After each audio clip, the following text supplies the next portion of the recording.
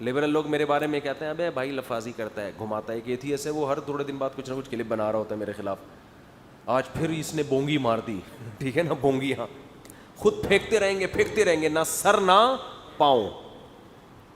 اور ہمیں کہہ رہے ہوتے ہیں, یا آج پھر مولویوں نے ایک ایتھیسٹ تقریر کر رہا تھا کہ ان کے مذہب میں ہے, اس نے باقاعدہ حدیث کوٹ کی, بخاری کی حدیث نمبر کے ساتھ, کہ یہ حدیث میں آتا ہے ابو ذر غفاری رضی اللہ تعالی عنہ نے رسول اللہ صلی اللہ علیہ وسلم سے پوچھا, نبی صلی اللہ علیہ وسلم نے حضرت ابو ذر غفاری سے فرمایا کہ مومن جنت میں جائے گا. مومن کہاں جائے گا؟ جنت میں. تو حضرت ابو ذر غفاری نے پوچھا وَإِن زَنَا وَإِن, یہ غفاری لفظ نہیں ہے, خوب سمجھ لیں, غفاری ہے. لوگ کہتے ہیں ابو ذر غفاری یا غفاری کہہ رہے ہوتے ہیں, یہ قبیلہ غفار تھا, تو لفظ ہے یہ ابو ذر غفاری, غفار. تو حضرت ابو ذر غفاری رضی اللہ عنہ نے پوچھا, عرض کیا یا رسول اللہ وَإِن زَنَا وَإِن سَرَقَ, اگرچہ مومن زنا کرے, اگرچہ چوری کرے, پھر بھی جنت میں جائے گا؟ تو آپ صلی اللہ علیہ وسلم فرمایا وَإِن زَنَا وَإِن سَرَقَ, اگرچہ زنا کرے, اگرچہ بولو چوری کرے, پھر بھی جنت میں جائے گا. پھر حضرت ابو ذر غفاری نے دوبارہ پوچھا وَإِن زَنَا وَإِن سَرَقَ, اگرچہ زنا کرے, اگرچہ چوری کرے, پھر بھی جنت میں؟ نبی نے فرمایا وَإِن زَنَا وَإِن سَرَقَ, اگرچہ وہ زنا کرے, اگرچہ چوری کرے, پھر بھی کہاں جائے گا؟ جنت میں. پھر حضرت ابو ذر غفاری نے دوبارہ پوچھا تیسری دفعہ وَإِن زَنَا وَإِن سَرَقَ, یا رسول اللہ زنا بھی کرے, چوری بھی کرے, پھر بھی جنت میں؟ آپ نے تیسری دفعہ فرمایا وَإِن زَنَا وَإِن سَرَقَ وَإِن رَغِبَ أَنْفُ أَبِي ذَرٍ, اگرچہ زنا کرے, اگرچہ چوری کرے, پھر بھی جنت میں جائے گا, اگرچہ ابو ذر کی ناک خاک آلودہ کیوں نہ ہو جائے. ٹھیک ہے نا, یہ کنایا ہے. ناک خاک آلودہ کا مطلب ابو ذر تجھے اچھا نہیں لگ رہا اس کا جنت میں جانا, اور گویا تجھے اس میں اپنی ذلت محسوس ہو رہی ہے, تو رسوا ہو بھی جائے. یعنی یہ محبت کا جملہ عربی میں سمجھا جاتا ہے, ناک خاک آلود. اس کا اردو میں ترجمہ کریں گے تو وہ الگ سے عجیب سی چیز بن جائے گی. یعنی تیری ناک مٹی میں مل بھی جائے نا ابو ذر, پھر بھی وہ کہاں جائے گا؟ جنت میں. ابھی ایک حدیث نا ایک ملحد نے نکال کے بولا دیکھو یہ ان کا اسلام ان کو یہ سکھاتا ہے زنا اور چوری. پھر آگے جملہ کیا ملاتا ہے, تبھی یہ مولوی لوگ معاذ اللہ بچوں کا ریپ کرتے ہیں. کہہ رہے ہیں چونکہ ان حدیثیں انہوں نے یہ پڑھی ہوئی ہوتی ہیں کہ یہ بچوں کا یہ ان حدیثوں کی وجہ سے کرتے ہیں. تو اگر آپ محمد صلی اللہ علیہ وسلم کی ایک حدیث لے رہے ہو,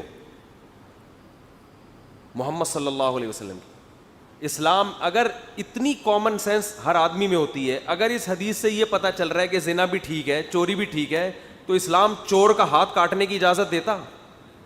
ایک طرف تو یہ لوگ کہتے ہیں کہ چور کی جرم بہت چھوٹا ہے کہ وہ کچھ پیسے چوری کرتا ہے, اور اسلام ایسا سخت مذہب ہے کہ اس کا ہاتھ کاٹ دیتا ہے.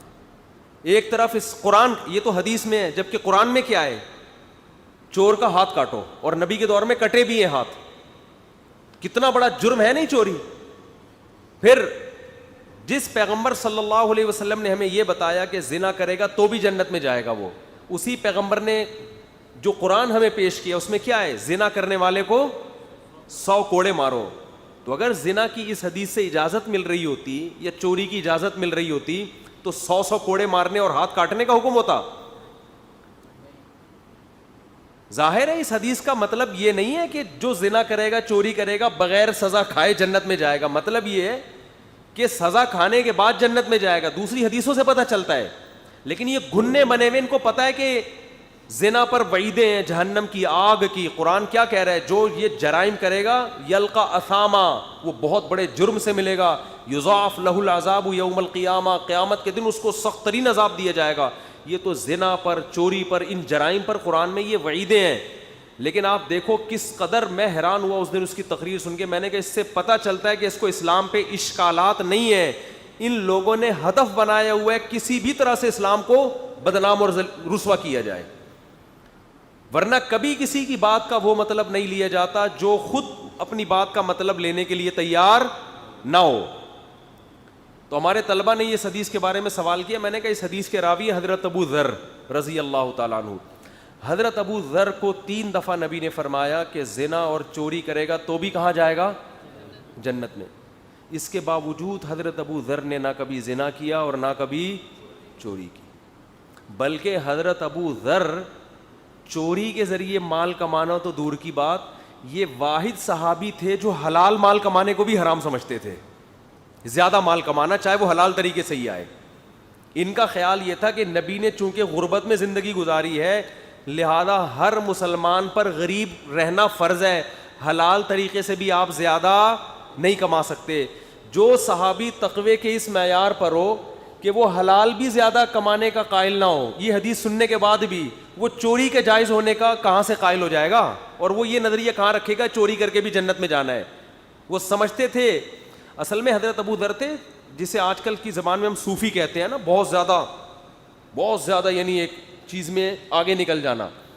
حضرت ابو ذر کے دل میں دنیا کی بے رغبتی اتنی زیادہ تھی اور اللہ کا خوف کا اتنا غلبہ تھا کہ ان کا یہ کانسیپٹ تھا کہ زنا اور چوری ایسا جرم ہے, اتنا بڑا جرم ہے کہ یہ کرنے کے بعد ایمان فائدہ نہیں پہنچائے گا, ہمیشہ جہنم میں جلے گا.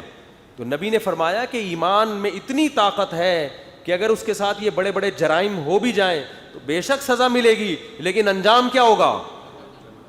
بالآخر جنت. نبی کا یہ مطلب ہرگز نہیں ہے کہ سزا کھائے بغیر لازمی جنت میں جائے گا, وہ یہ مطلب ہے ہی نہیں, کیونکہ دوسری حدیثوں میں صاف طور پہ پتہ چلتا ہے کہ. اور اچھا یہ مثال کیا دے رہا ہے کہ یہ اس حدیث کی بیس پہ مولوی لوگ بچوں کا معاذ اللہ ریپ کرتے ہیں.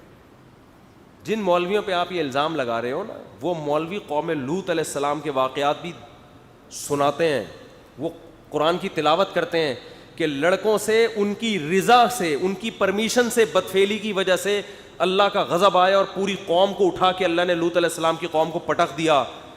تو آپ ان پہ یہ الزام لگا رہے ہو کہ ان حدیثوں سے یہ استدلال کر کے اس برائی کی طرف جا رہے ہیں. اس سے پتہ چلتا ہے بھائی ان لوگوں کا مقصد حق کو پروموٹ کرنا نہیں ہے, ان کو بھی پتہ ہے کہ حق کیا ہے باطل کیا ہے. اس دنیاوی مفاد کے علاوہ ان کا اور کوئی مقصد نہیں ہے. یا تو ان کو پیسے ملتے ہیں یا شہرت کے لیے. انسان شہرت کا بھی بھوکا ہوتا ہے کہ پوری قوم ایک طرف جا رہی ہے, ہم ایک الگ سی چیز لے کر آئے. تو حضرت ابو ذر غفاری تو وہ صحابی ہیں جو حلال طریقے سے مال کمانے کو بھی درست نہیں سمجھتے. تو وہ چوری کہاں, اس حدیث سننے کے بعد بھی اتنے بڑے صوفی صحابی تھے یہ کہ حضرت عمر رضی اللہ تعالیٰ عنہ نے ان کو جلا وطن کر دیا تھا کہ آپ لوگوں کے درمیان نہیں رہ سکتے, آپ کا مزاج ایسا ہے کہ آپ معاشرے میں چل نہیں سکتے, آپ تو حلال بھی نہیں رکھنے دے رہے لوگوں کو. تو اتنے بڑے سے تو جو حدیث سن رہا ہے اس کا یہ کانسیپٹ نہیں بنا کہ چوری بھی کر سکتے ہو. تو جس سے حدیث, جس کے پاس حدیث کئی واسطوں تک پہنچی ہے اس کا یہ کانسیپٹ کہاں سے بنے گا؟ تو اسلام جرائم کے خلاف, آپ جن ملکوں کی تعریفیں کر رہے ہیں وہاں تھوڑے دنوں کے لیے ذرا آپ قانون کی گرفت کو ڈھیلا کر کے دیکھو, پھر دیکھو وہاں کتنی چوریاں ہوتی ہیں, پھر دیکھو وہاں بچوں کے کتنے ریپ ہوتے ہیں. ہمارے ہاں کوئی قانون نہیں ہے, ہمارے ہاں چور آئے گا تمیز سے چوری کر کے واپس چلا جائے گا, پکڑا پھر بھی نہیں جائے گا. اس کے باوجود چوریوں کا اتنا ریشو نہیں ہے جتنا ہونا چاہیے. وجہ کیا ہے؟ لوگوں کو پتہ ہے کہ اسلام چوری کے خلاف بہت سب لوگوں نے کلمہ پڑھا ہے, ان کو اسلام کا پتہ ہے, قبر کا پتہ ہے کہ جواب دینا ہے.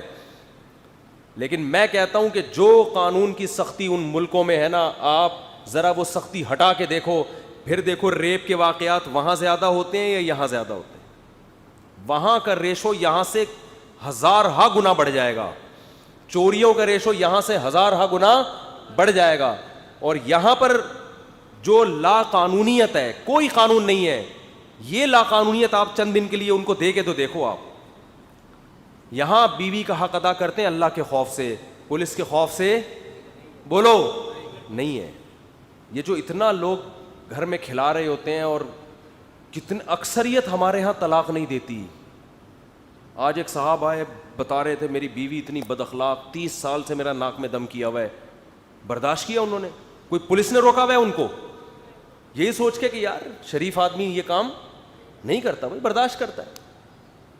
تو ہمارے ہاں اکثریت ایسی ہے. تو یہ کس کی بیس ہے میرے بھائی؟ یہ مذہب کی, اور یہ رسول اللہ صلی اللہ علیہ وسلم کی تعلیمات ہیں